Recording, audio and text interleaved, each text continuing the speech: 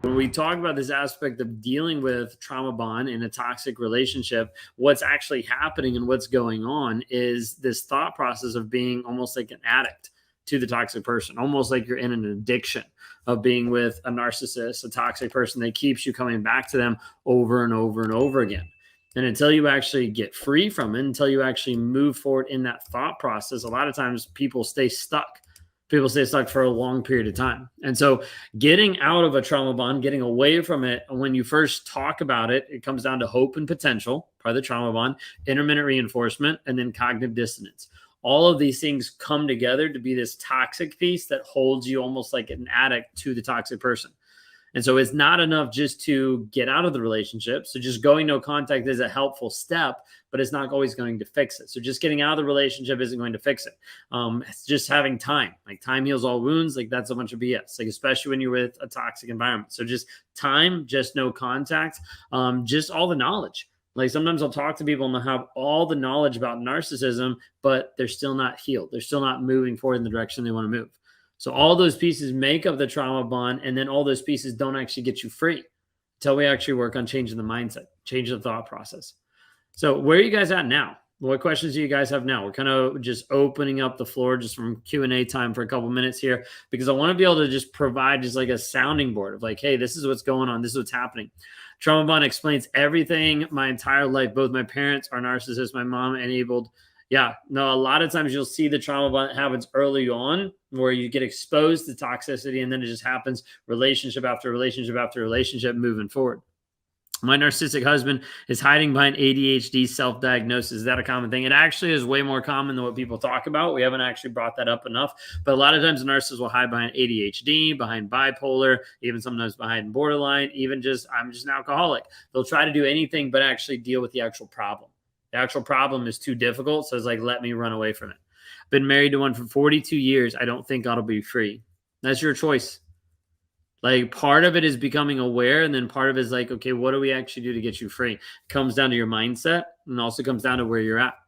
Like being able to move away from a toxic person seems like it'll be impossible. It's not. But what the limiting belief, the limiting thoughts that keep you stuck for a longest period of time, until you change those, you always go back. You always stay stuck. How do you stop the cycle? I'm afraid to date. So part of it is understanding who you are. Part of it is developing healthy boundaries. Part of it is helping you rewire the story you believe. Otherwise, that cycle will keep continuing. So we've got a lot of people that have broken the cycle going through a 45-day clarity challenge of like, hey, this actually got me free, but also keeps them free because they're taught a foundational formula of helping to understand how to rewire the story that they believe and how to identify and work through those triggers. He cheated, lied, manipulated, love bombed, discarded. He also has PTSD. Are they similar? They could be similar sometimes in how they respond, but not 100%. Like a narcissist is a narcissist. They might have PTSD, but doesn't necessarily mean it's just that. Like a lot of that sounds familiar to narcissism as a whole. If he sees me, he looks like through me or acts like I never existed. Why? It's probably a control piece of he keeps you subservient to him, but you're trying to get his attention or actually be seen, and he's not going to do that. What if I'm the one being accused of being a narcissist? I don't want to continue being that way. I've learned about childhood trauma. Now it's having me act unconsciously. So the big step is then what are you doing about it? How are you actually growing and developing yourself? Because if you can see it, if you can identify it, then the next thought is like, what are you going to do about it? Like if someone's calling you narcissist, then time to get help, time to work through it. Why did my ex destroy any chance I had to be financially free? So that you would be dependent on them, or so that they would just stick it to you and still be like, oh, I'm better than you because I'm free and you're not. So hard when kids are involved too. It took me a long time to realize it wasn't just about his alcoholism. Yeah, no, absolutely. There's a lot of other pieces that happen. You can't get to any narcissism while you're dealing with alcoholism or while you're dealing with drug use. Hello from Germany. I'm working on not getting him any attention. I took the first step, made an appointment with a therapist on Wednesday. Next week, getting ready to divorce him. Okay. It's going to be a battle. And I have you understand, as you step into the divorce world, like it might feel like it gets worse. That's because healing is hard. It's not easy. And as you go through the healing process, it's going to be difficult, but know that there is healing. There is a better future on the other side. Okay. How do you know it's the final discard? Do they always come back? They always come back. The final discard is when you make sure they don't actually come back. They don't have access to you. Why is my narcissist ex all of a sudden being nice to me? Probably because they've noticed a change, a shift in the relationship, or you've told them that you're done. And so as a result, they're going to be nice to you so they don't actually lose you and still control and keep their talons in you. My narcissistic husband is about to become nonviolent communication coach. That's funny.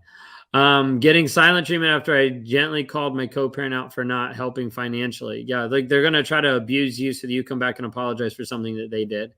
Thank you so much for your video. You saved my life. That's awesome. I'm glad to be able to hear that. It's been a help. Some people also project and they call other narcissists because they fear they're a narcissist. Yes, a lot of times narcissists will put it on other people, like say that you're a narcissist when you call them out.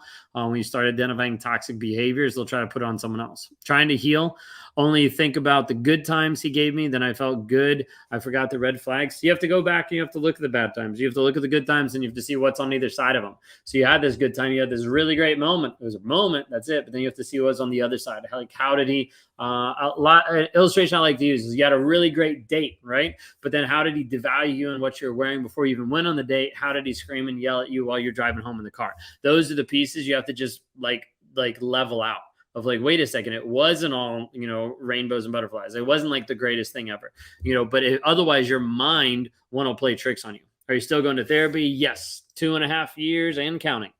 39. I tried to get out of this hell house. I'm disabled and filed papers for housing. And recently I lost the rest of it. I'm scared how he's going to react to me filing for divorce. I know it's hard, but I have to do it. So you might have to move. You might have to get to a safe place to make sure you're safe. Our nurse is nice sometimes. Yes, they are nice sometimes. He was affectionate and loving until the discard. Then he ghosted with it and will breadcrumb me every 4 to 5 days. So that's what we need to block. Otherwise, it's going to keep you hanging on, just thinking like, wait a second, maybe this is going to work. Got ghosted after he promised me he would prove that he would be the man I need. Well, he proved that wrong, didn't he? Like, he's not the man you need. That's why the majority of narcissists are not willing to actually step up and be the man.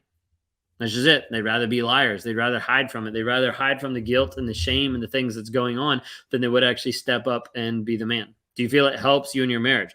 1,000% that therapy has helped. 2.5 years, like the transformation that has been going on and still going on, wouldn't be that without it. Wouldn't be that without Wake Up Warrior and like getting to the truth and uncovering like the lies that I was believing about myself and the work that I do every single day in that regard. After divorce, did they ever make peace for the sake of parenting children? Typically, no, never. Like at that point, they still want to control. They still want to mess with you. How do I never go back? I keep going back. You have to change the story that you believe. And it sounds like you're stuck in the trauma bond. That's why I caution you to jump into the Clarity Challenge that we have, claritychallenge.net, or you can go to rawmotivations.com, because like a piece of that is until we actually change the thought process, the mindset, you're always going to be wired to go back to that toxic person.